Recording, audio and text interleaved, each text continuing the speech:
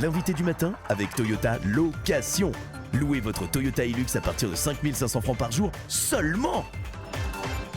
Bonjour Elisabeth Noir. Bonjour Nicolas. Et vous recevez ce matin le directeur de cabinet du Haut-Commissaire. Théophile de la Suisse, bonjour. Bonjour. Merci d'accepter notre invitation. Alors, quelle est la situation sur le terrain ce matin? Quels sont les éléments que vous avez sur la nuit dernière? Bien, tout d'abord, à Nouméa, en zone police, un niveau de sécurisation qui continue de progresser. On a eu quelques barricades éparses avec une intervention à chaque fois très rapide des forces de l'ordre pour procéder à des interpellations puis à du déblaiement. Mais aucun fait majeur sur Nouméa cette nuit.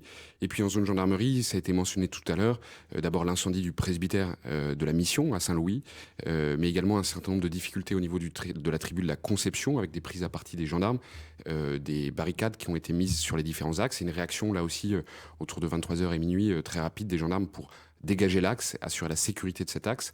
Et puis enfin à Touhou, 2 véhicules qui ont été volés et brûlés. À Wailou, là, c'était calme. Hier, on avait parlé de 3 gendarmes blessés. Finalement, c'était un accident de la route, plus ou moins. Alors, effectivement, depuis 3 jours, la gendarmerie travaille avec beaucoup d'intensité, beaucoup d'efficacité sur la commune de Wailou pour la sécuriser. Vous savez qu'à Wailou, on a eu un certain nombre de barricades, de prises à partie de la brigade de gendarmerie au moment du premier tour des législatives. Et donc, il fallait mener cette action, qui est une action très importante pour venir sécuriser le territoire, venir sécuriser la commune, permettre à la population de retrouver une vie normale.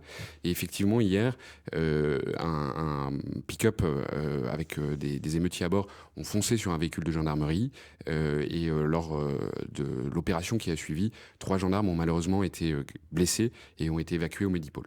Alors, nous sommes le 12 juillet. Ça veut dire que maintenant, ça fait 2 mois que la Calédonie connaît une situation insurrectionnelle. Pourquoi est-ce qu'on n'en vient pas à bout? Pourquoi est-ce que c'est aussi long? Vous savez que c'est la question que se posent tous les Calédoniens, quand même. Bien sûr, et juste avant de vous répondre, peut-être 2 choses. D'abord, redire la solidarité complète avec la population calédonienne qui vit un moment très difficile et qui a cette frustration, cette envie que ça aille plus vite, parfois cette colère, et qui est bien légitime et qu'on entend tous les jours. Et je peux vous assurer que notre volonté, c'est de faire le mieux et le plus vite possible. Et puis la deuxième chose, et c'est de commencer, c'est important de commencer par cela, par saluer le travail exceptionnel des policiers et des gendarmes qui, depuis 2 mois, jour et nuit, travaillent dans des conditions extrêmement difficiles, avec une adversité très forte, une hostilité très forte, pour arriver à sécuriser le territoire, pour arriver à sécuriser la population, et qui le font avec un très grand professionnalisme, un très grand sang-froid, et il faut les en remercier. Alors pourquoi ça prend autant de temps?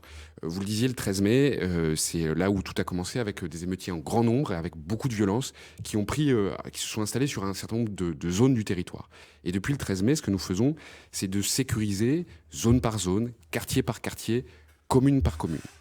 Et ce qui prend du temps, c'est qu'une fois que nous sécurisons un quartier, nous ne pouvons pas retirer tout de suite les policiers et les gendarmes pour aller sécuriser ou mieux sécuriser une autre zone. Parce que dès qu'on enlève des policiers et des gendarmes, des barricades réapparaissent, des émeutiers ressortent, des exactions sont commises à nouveau. Et donc notre travail, c'est un travail à la fois en dissuasion, en réaction et aussi en prévention. En dissuasion, vous le voyez, on met beaucoup de gendarmes mobiles, beaucoup de policiers de CRS qui sont positionnés à Nouméa, dans le Grand Nouméa, sur l'ensemble du territoire, pour justement dissuader les émeutiers de reprendre pied sur un certain nombre de lieux. La réaction, ensuite, c'est que, bien évidemment, chacun le comprend, on ne peut pas mettre un policier devant chaque maison, dans chaque rue, derrière chaque individu. Et donc, il y a des endroits où parfois des barricades réapparaissent et la police ou la gendarmerie interviennent très rapidement. Je prends l'exemple le week-end dernier à Magenta où une barricade enflammée avait été mise en place. En 15 minutes, la police est arrivée et a interpellé 13 personnes. Et donc, cette réaction rapide, elle est importante et elle permet aussi de travailler à cette sécurisation. Et puis après, la prévention, et c'est ça qui est le plus long, c'est ce travail sous l'autorité du procureur de la République, et évidemment je le laisse communiquer là-dessus, ce travail judiciaire, dès qu'une exaction est commise, un travail de police technique et scientifique avec beaucoup de renforts de police judiciaire qui sont venus de métropole pour identifier les auteurs, aller les interpeller, identifier aussi les leaders, identifier l'ensemble des émeutiers pour pouvoir ensuite aller les interpeller et permettre d'avoir une réponse pénale. Et c'est seulement à ces conditions-là qu'on arrive à bien sécuriser un quartier, à le sécuriser dans la durée, dans la profondeur et ensuite de se redéployer sur de nouvelles zones. Les interpellations continuent. Les interpellations continuent, elles sont à un niveau extrêmement élevé et puis derrière avec une réponse pénale sur laquelle le parquet communique. Alors vous avez annoncé, le Haut-Commissariat a annoncé l'arrivée de nouveaux matériels avec notamment 10 nouveaux Centaures qui viennent renforcer les 6 qui sont déjà sur place. Est-ce que ça peut être déterminant cet apport en matériel? Oui, tout à fait, mais j'aimerais là-dessus, il y a beaucoup de fausses informations qui circulent sur Il y ce a des bateau qui est rumeurs, arrivé, oui, sur beaucoup de le- rumeurs sur l'arrivée de ce bateau affrété par l'État. D'abord, rappelez que des bateaux affrétés par l'État, il y en a régulièrement, en période également hors crise, qui amènent du matériel pour les armées, pour la police, pour la gendarmerie. Et au début de la crise, il a été décidé d'envoyer effectivement un nouveau bateau affrété, comme ça arrive en temps normal, pour amener du matériel de différents types, majoritairement pour la police et la gendarmerie, ainsi que pour les douanes, ainsi que pour d'autres ministères, pour les armées, avec notamment pour remplacer tous les véhicules endommagés. Vous le savez, les policiers et les gendarmes font face à de très nombreux caillassages, avec beaucoup de véhicules dégradés, donc il fallait remplacer ces véhicules, permettre d'équiper aussi les CRS et les gendarmes mobiles. On voit beaucoup, sur toute la Grande Terre, circuler des gendarmes mobiles ou des CRS dans des pick-up blancs ou des pick-up de, d'ailleurs, plusieurs couleurs, et qui sont donc difficiles à identifier, donc il leur fallait des véhicules police ou gendarmerie. Et puis, évidemment, ces Centaures qui sont donc des nouveaux blindés de la gendarmerie, qui nous permettent d'être plus efficaces, permettent aux gendarmes de travailler en meilleure sécurité, puisqu'ils font l'objet de nombreuses prises à partie par arme à feu, et de mieux déblayer, parce que ces Centaures sont équipés de lames à l'avant. Et ils vont être amenés à aller sur l'ensemble de la Calédonie, ils vont pas rester uniquement dans le Grand Nouméa. Tout à fait, ils sont amenés à aller sur l'ensemble de la Calédonie. On passe de 6 à 16 Centaures, ce qui va nous permettre de les déployer plus largement en complément ou en remplacement des VAB et des VBRG. Il y a aussi des camions de sapeurs-pompiers, c'est indispensable. C'est absolument indispensable. Là aussi, il faut saluer le travail des pompiers depuis le premier jour avec de nombreux incendies et qui font aussi l'objet de prises à partie. Et de la même manière qu'on condamne les actions contre les policiers et les gendarmes, il faut condamner celles sur les sapeurs-pompiers avec, on l'avait vu à Dimbéa, prise à partie d'une colonne de pompiers, on l'avait vu des menaces sur la caserne de la Foi, la caserne de Dimbéa également. Les pompiers sont des gens qui viennent porter secours et qui se font agresser par des émeutiers. Et donc au début de la crise, l'État a décidé d'abord d'envoyer des renforts humains. 160 pompiers supplémentaires qui viennent de la brigade des sapeurs-pompiers de Paris, du bataillon marin des sapeurs-pompiers de Marseille, des différents SDIS, des différents pompiers de métropole qui sont venus prêter main forte. On va encore augmenter ce nombre de pompiers, passer à 210, et donc il fallait les équiper en camions. Et donc on a envoyé dans ce bateau 15 camions de la sécurité civile nationale pour venir prêter main forte aux pompiers calédoniens qui font un travail exceptionnel depuis le début de la crise. Alors vous dites qu'effectivement, vous nous expliquez que ça prend du temps, etc. Est-ce qu'il y a suffisamment d'hommes ou est-ce qu'il y a des renforts en hommes qui sont également prévus?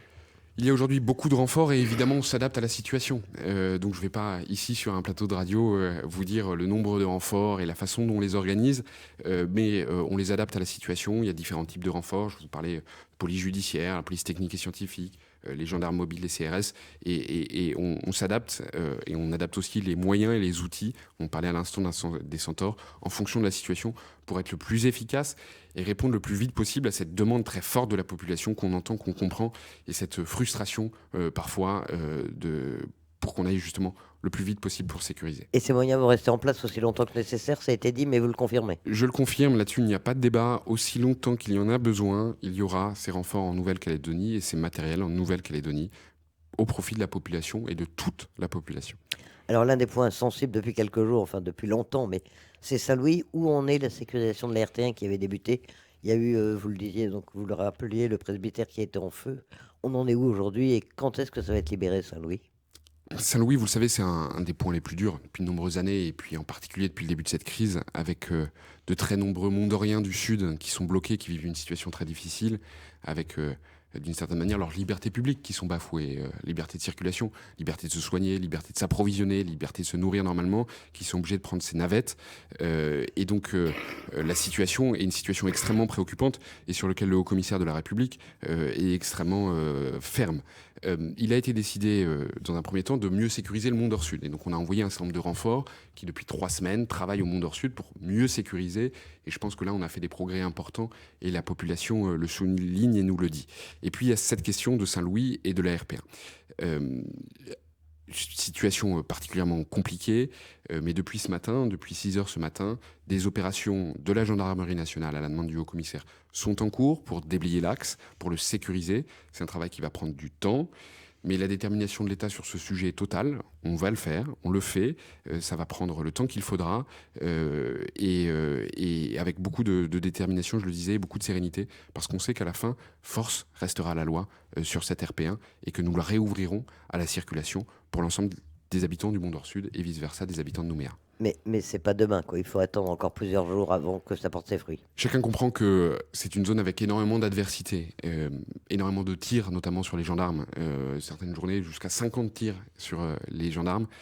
Donc c'est une zone sur laquelle on intervient, depuis ce matin avec ces opérations de déblaiement. Et on va prendre le temps qu'il faudra pour le faire, et le faire bien. Je vous expliquais qu'il y a un travail qui doit se faire à la fois en prévention, en dissuasion, en réaction, et aussi en police judiciaire. Et donc tout ce travail se fait et prendra le temps qu'il faudra, mais on ira jusqu'au bout. En brousse, à l'intérieur, on parlait tout à l'heure de Wailou. Il y a d'autres points chauds ou très sensibles aujourd'hui? Sur la brousse, notre première priorité, c'est évidemment la viabilité de la RT1, d'abord jusqu'à la Tantouta, puis ensuite jusqu'à la Foix, jusqu'à Koné, et puis plus haut. Et donc parfois nous avons des difficultés sur cette RT1, au col de la Pirogue, ou plus haut, par exemple à Boulou-Paris. Et donc notre sujet, c'est d'intervenir le plus rapidement possible, de déblayer cette RT1 et de faire en sorte de sécuriser la population de la côte ouest, qui a connu un certain nombre d'exactions, je pense notamment à ce qui s'était passé à Bourail. Donc un dispositif est en place de contrôle de zone sur l'ensemble de cette côte ouest pour la sécuriser et sécuriser la population.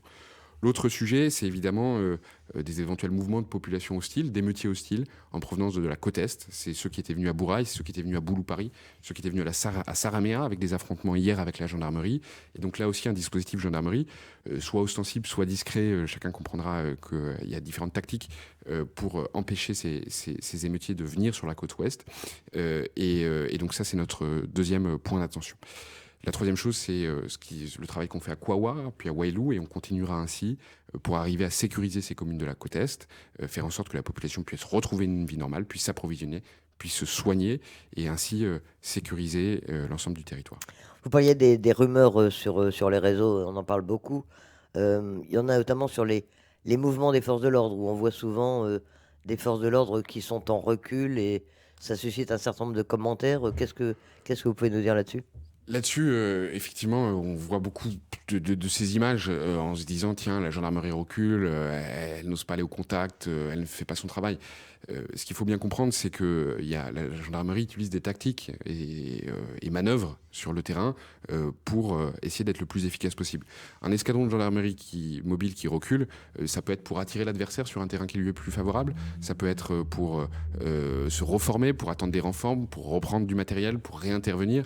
Et donc, il faut bien comprendre que des images de la gendarmerie nationale qui recule, c'est pas qu'elle perd en détermination, c'est pas qu'elle n'a pas envie d'y aller, c'est pas qu'elle n'a pas reçu l'ordre d'y aller, elle fait son travail dans le respect du cadre légal, dans le respect de la proportionnalité des moyens, au service de toute la population, et elle le fait en utilisant différentes tactiques, et notamment parfois celle de reculer, mais c'est pour mieux sécuriser, pour mieux avancer ensuite. Merci pour ce soin global de la situation. Deux petites questions encore. Le couvre-feu, il est en vigueur, il est renouvelé régulièrement, il est en vigueur jusqu'au 15 juillet pour l'instant. Il va être prolongé ou non, et qu'est-ce qui va le déterminer? Le haut-commissaire de la République a effectivement décidé de le prolonger à nouveau d'une semaine. Donc à partir du 15 juillet, il sera reprolongé d'une semaine. Le couvre-feu sera prolongé autant de temps que nécessaire. Tant que nous avons des émeutiers en nombre, tant que nous avons des émeutiers hostiles, tant que nous avons des barricades qui sont réinstallées, nous mettrons en place ce couvre-feu qui permet à la police et à la gendarmerie de distinguer celles et ceux qui vont une vie normale et qui restent chez eux le soir et la nuit, et celles et ceux qui veulent s'en prendre à eux et qui veulent installer des barricades et s'en prendre à la population. Et puis je le disais, nous sommes le 12 juillet, pas de défilé du 14 juillet cette année. Pourquoi les conditions n'étaient pas réunies? Bien, notre objectif, je le disais, c'est de sécuriser la population et le territoire. Et donc, le rôle des policiers et des gendarmes, c'est pas de s'entraîner à défiler ces jours-ci. Le rôle des policiers et des gendarmes, c'est d'être sur le terrain jour et nuit, comme ils le font avec beaucoup de détermination. Et donc, on a décidé de pas faire ce défilé pour éviter d'y consacrer trop de temps et trop de moyens. Il y aura bien évidemment, parce qu'il faut se réunir le 14 juillet, il faut fêter cette fête nationale. Il y aura une prise d'armes place Bir Hakeim, mais donc c'est un autre format, plus adapté aux circonstances et aux difficultés sur le terrain. Voilà, une cérémonie quand même le 14 juillet. Merci d'avoir accepté notre invitation ce matin. Merci à vous.